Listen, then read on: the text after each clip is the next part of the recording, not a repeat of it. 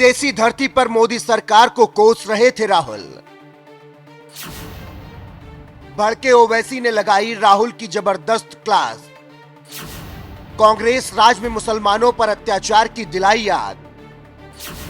ओवैसी ने दिया ऐसा जवाब, बौखला जाएगी कांग्रेस।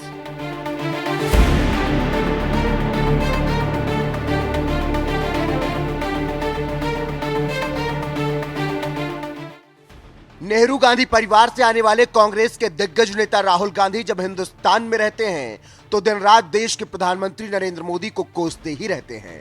अब अमेरिका जाकर भी पीएम मोदी को नहीं बख्श रहे।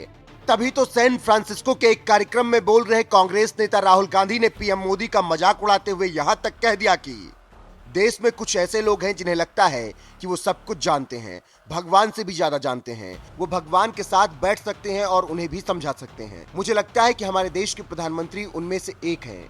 मोदी जी को अगर भगवान के साथ बैठा दें तो वो भगवान को समझाना शुरू कर देंगे कि ब्रह्मांड कैसे काम करता है। अमेरिका की धरती पर जाकर भारत के प्रधानमंत्री का मजाक उड़ाने वाले कांग्रेस नेता राहुल गांधी ने लगता है हिंदुस्तान को भी बदनाम करने की कसम खा ली है। इसीलिए अमेरिका में जाकर भारतीय मुसलमानों के बारे में बोलने लगे और कहा, जिस तरह मुसलमानों को लग रहा है कि उन पर हमला हो रहा है, मैं गारंटी दे सकता हूं कि सिख, ईसाई, दलित, आदिवासी भी ऐसा ही महसूस कर रहे हैं। इसीलिए हम मोहब्बत की दुकान खोल रहे हैं। नफरत को नफरत से नहीं काट सकते, केवल प्यार से काट सकते हैं। भारत में मुसलमानों के साथ आज जो हो रहा है वो 1980 के दशक में दलितों के साथ हुआ था।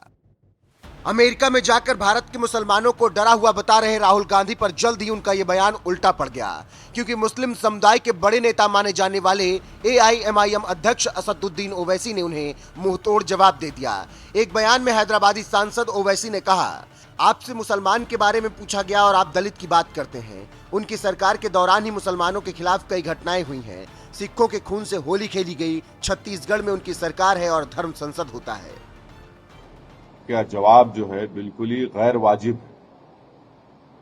अगर कोई ये कहे कि राहुल गांधी की जो सदस्यता चले गई वो ठीक नहीं है और दूसरों की जाती है तो अच्छा है, ये कैसे होगा? आपसे सवाल पूछा गया था भारत के मुसलमानों के बारे में, तो आपने कह दिया कि 1980 में यही हाल दलित और सिखों का भी हुआ था। तो 1980 में राहुल गांधी नहीं जानते कि यूपी में सरकार उनकी थी तो हाशिमपुरा हुआ, मलियाना हुआ। 1980 में उन्हीं की पार्टी की सरकार थी तो दिल्ली का मैसेकर हुआ।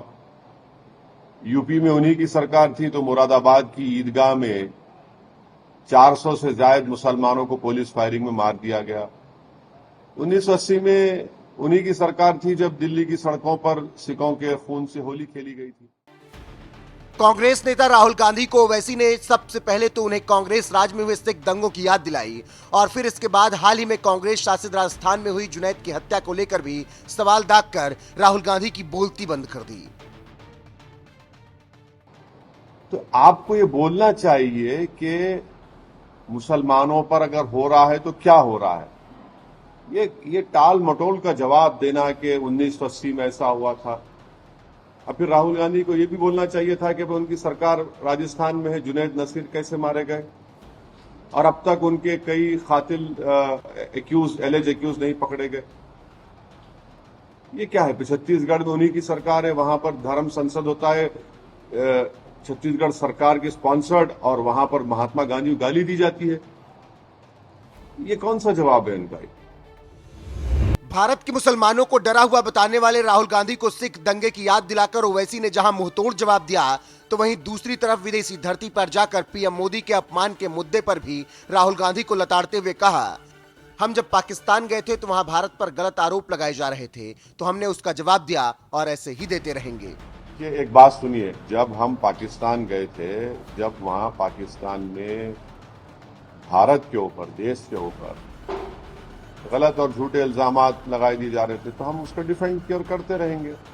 अब कोई उनकी शख्सी राय है, पर्सनल राय है, तो उस पर हम कैसा बोलेंगे? उनसे पूछिए, उनके पार्टी के जो स्पोक्स पर्सन है वो सही तरीके से दरअसल मीडिया ने ओवैसी को उनकी पाकिस्तान यात्रा इसीलिए याद दिलाई थी क्योंकि जब वो पाकिस्तान के दौरे पर गए थे तो वहां ओवैसी से गुजरात 2002 वाली घटना के बहाने पाकिस्तान ने भारतीय मुसलमानों के हालात पर सवाल पूछ लिया था, जिस पर ओवैसी ने भी मुंहतोड़ जवाब देते हुए कहा था कि पाकिस्तान के वजीर आजम आप हिंदुस्तान के मुसलमानों की चिंता छोड़ दो।